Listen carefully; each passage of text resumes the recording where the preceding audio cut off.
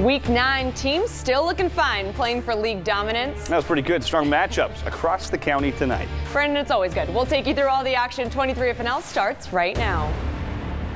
You're watching Friday Night Live, brought to you by Kern Schools Federal Credit Union. Together, we have something special.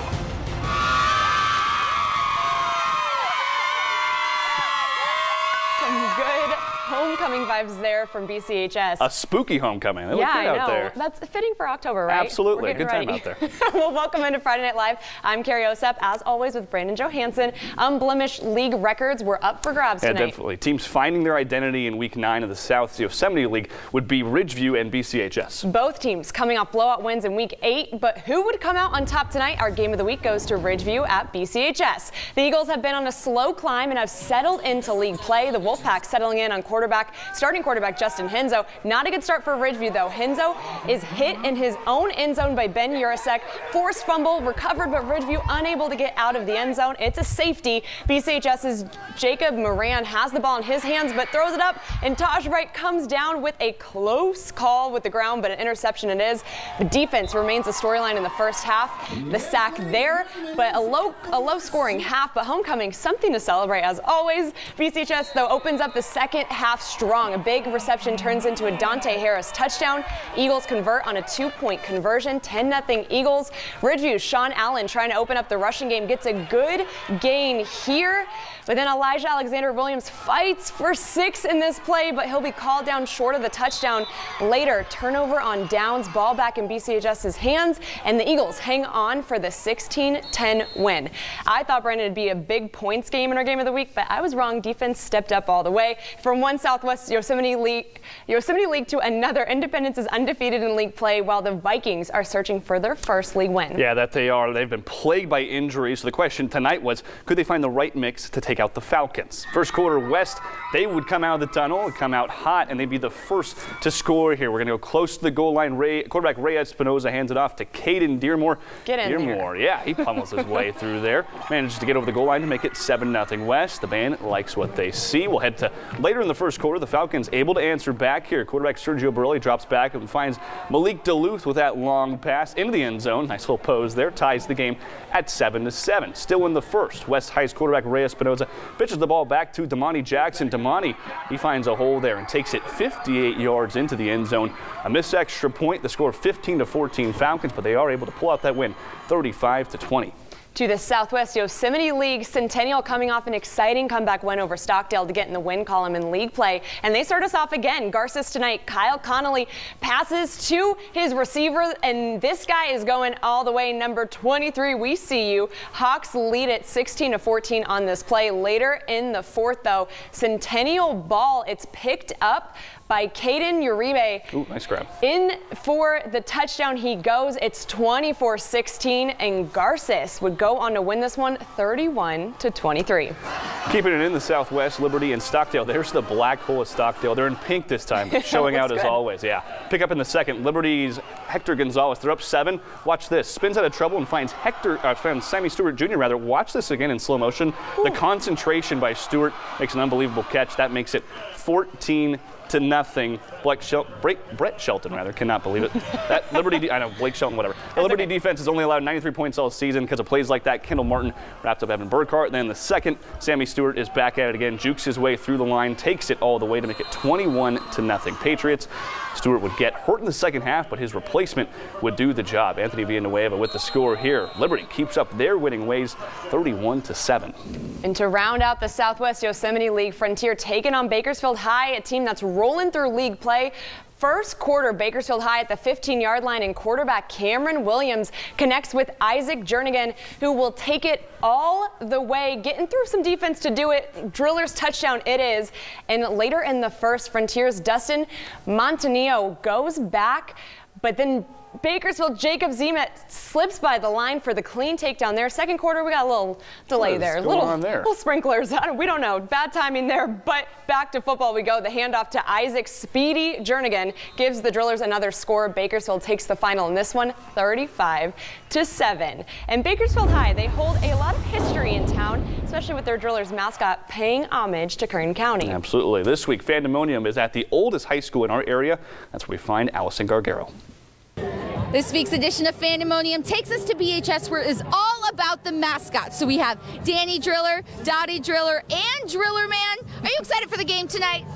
I love it. But Danny is going to show us a cool trick with the flag.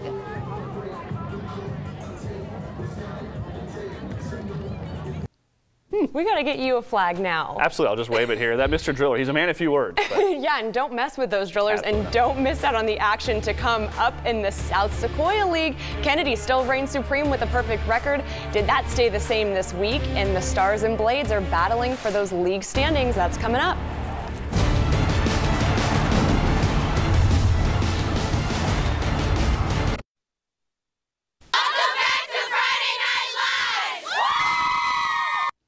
Gotta love those pink pom-poms. Now in the Live Center, we have a story we'd like to feature from BCHS. Nathan Smith, a junior for the Eagles, is teaching us all how to overcome adversity and is serving as an inspiration for his team, even if it's from the sidelines for the rest of the season. He suffered a spinal injury on a play in September during a game against Oaks Christian. Going in for a tackle gone wrong, Smith returned to school this week for the first time since the injury and was also voted homecoming prince for the junior class by his peers. He credits his school and his team and his faith with helping him through the injury. Getting hurt really opened my eyes to how many people I really have to connect with, and like if I need something, they're there for me. And it's crazy because after I got hurt, a ton of people showed up at the hospital and at my house, like people I didn't even know around the BCHS community, my church community. They just showed up at my house and they were there to help. It meant a lot to me. Great spirits there from him. He'll have the brace on for 3 months, and he says he hopes to be ready for basketball season. Now back to the football. The Southeast Yosemite League has two teams looking to stay atop the division. North Stars taking on the East Blades. Michael Doughton decides to run the ball in this first play here. Side swiped by a guy. Whew, that was a tough play there. Richard Lara, though, big play. Let's let that one ride out a little bit. That was exciting. And then we got the East ball. Richard Lara keeps the ball. Blades would get up 7-0 on this scoring play right here. And Lara did it once. Why not let him do it again? But this time he is going to get the ball in the air for another score. East would go on to beat North 21-16. Well, in the meantime, South and Miramonte in need of a win to keep pace with the Blades and the Stars. So who would come away with a huge victory, the Rebels or the Lions? Bryson Aguirre, he's going to get things started. Well, actually, we'll start with homecoming at South, and then we're going to get to Bryson Aguirre. He's going to hand off to Joe Jones here, and watch Jones move. He shuffles that defender off, and then he's going to take this all the way down the field. They're not going to be able to catch him. That's the first score of the game. South goes up early.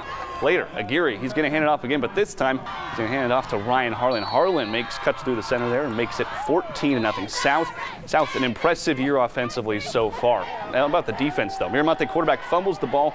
Ryan Harlan picks it up and takes it in for a touchdown. Hard to see, but he's number 5 there at the end and hustles it in there for the score. Touchdown. Then Aguirre is going to find Demetrius Acevedo for another score here. Acevedo takes it in. South beats Miramonte 53-0.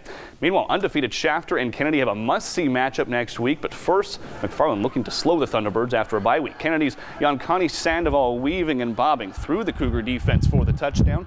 The Thunderbirds up 7-0. Later in the game, in the second quarter, Kennedy up by 28 already. David Estrada, he's going to pass it off to Jonathan Carrillo, and Carrillo cuts around for the touchdown, makes it 35-0 Thunderbirds in the third quarter.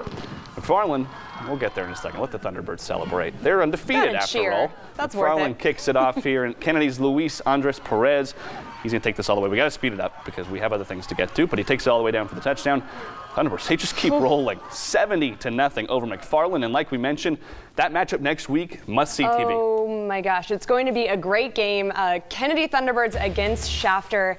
I don't know. I don't want to make any predictions. I'm not. I just think that we're going to see a big game, and I think we might have to pick it early. Game of the week. Maybe? Yeah, I think we're going to go with that. Okay. Well, let's not get ahead of ourselves in next week because we still have the best of the best coming up for week 9. Talking about the top plays of the night. Top 3 on 23. We'll be right back.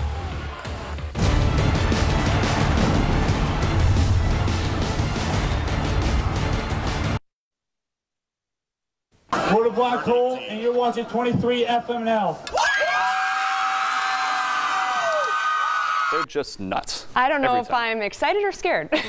That's cool. Well, before we get to those top plays, we're going to look at some other games across the league. South Yosemite matchup between the Warriors and the Bulldogs. The Warriors sneak away with the 1-point win there. And then to Highland and Foothill. Highland is able to blow by the Trojans 41-7. Meanwhile, look at our South Sequoia teams. Wasco Tigers pulling out a big 26-24 win over Arvin.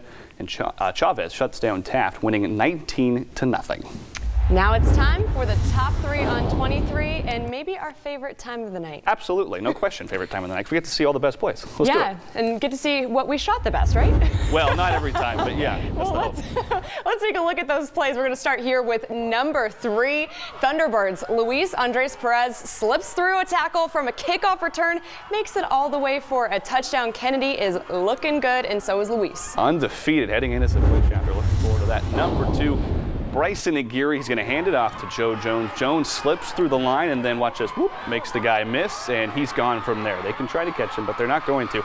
South's offense just really impressive this year. He's a big reason why they win big in this one. Into the top play of the night, Hector Gonzalez is the guy. He spins out of trouble and finds Sammy Stewart Jr. So both these guys make a big play. Stewart keeps his concentration, makes the catch as Liberty beats Stockdale. Again. That's one of the best plays I think I've seen all year. It's just really good concentration. He's always fun to watch. He's a human highlight reel, but usually as a running back. Yeah. This time it was a receiver hauling that in, and he's just doing it all. Hey, Sammy Stewart Jr., if you want to teach us your ways on the football field. It's a little late for me. I don't know about you. It's gone. Brandon, but you're good, never Keep too doing late. We ought to get you out to practice. Oh, God, no. All right, everyone, that'll do it for us on Friday Night Live. We will see you next week.